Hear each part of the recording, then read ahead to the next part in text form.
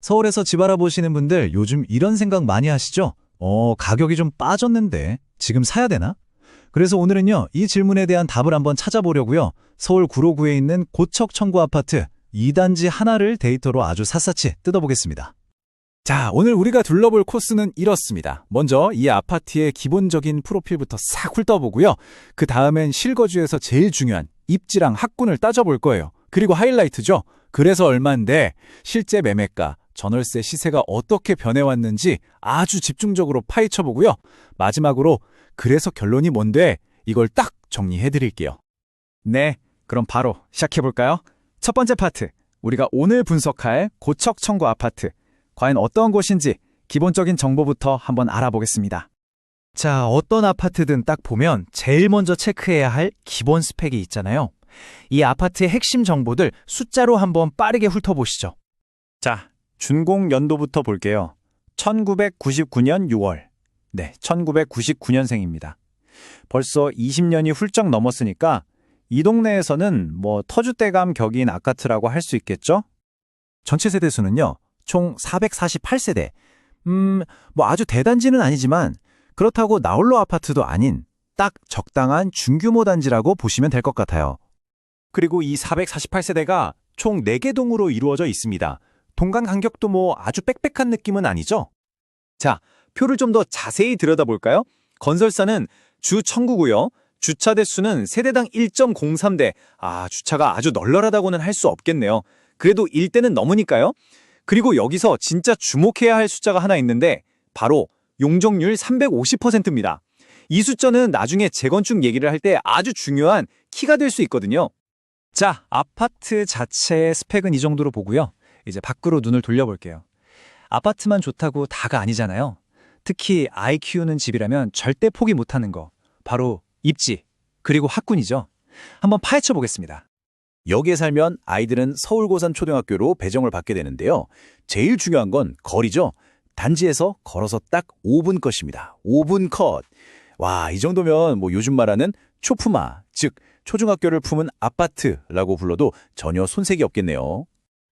자, 이제부터가 진짜 핵심입니다. 아마 가장 궁금해하실 거예요.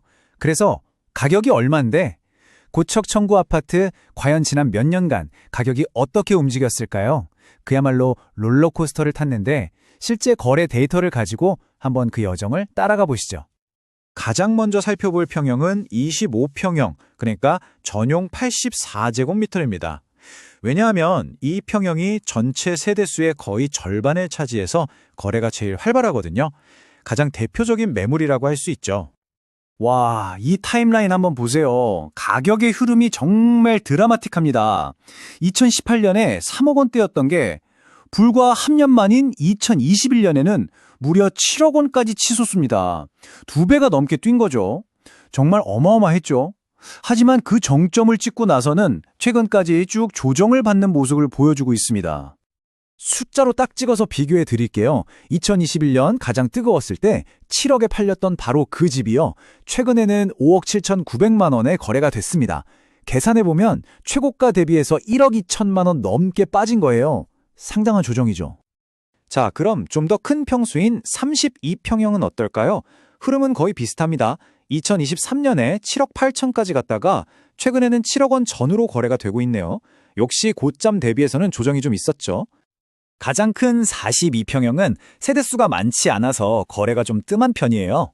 그래서 최근 데이터는 잘 안 보이는데 마지막으로 찍힌 최고가 지록을 보면 2022년 5월에 9억 2천만 원이었습니다. 자, 지금까지는 집을 사는 얘기, 매매 시장을 봤는데요. 모든 사람이 집을 사는 건 아니잖아요. 그럼 전세나 월세, 즉 임대 시장은 지금 어떤 분위기일지 한번 들여다보겠습니다. 전세 시세부터 볼게요.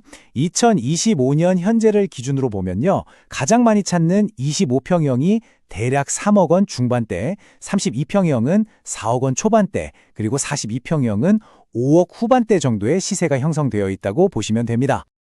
월세는 좀 더 다양하죠. 보증금이랑 월세 조합을 어떻게 하느냐에 따라 달라지니까요.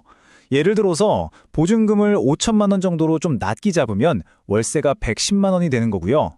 반대로 보증금을 9천까지 넉넉하게 넣으면 월세 부담이 80만 원으로 줄어드는 이런 식입니다.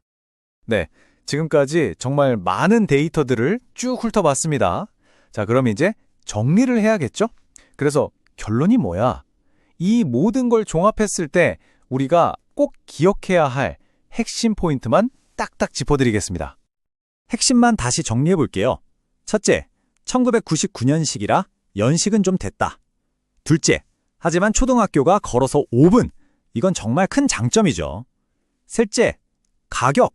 2021년 고점을 찍고 나서 꽤 많이 조정이 됐다. 그리고 넷째, 전월세 시정도 꾸준히 거래가 이루어지고 있다. 딱 이렇게 네 가지로 요약할 수 있겠네요. 결국 이 한 문장으로 모든 게 설명되는 것 같아요. 한때 7억까지 갔던 집을 지금은 5억 후반대에 살 수 있게 됐다. 이게 바로 지난 몇 년 동안 이 아파트에 일어난 가장 드라마틱한 변화이자 지금 우리가 주목하는 이유입니다. 그래서 마지막 질문을 던져봅니다. 초품화라는 좋은 입지는 그대로인데 가격은 가장 비쌌을 때보다 1억 넘게 저렴해졌습니다. 자, 오늘 우리가 함께 본 이 데이터들, 과연 이게 그냥 가격 하락을 의미하는 걸까요?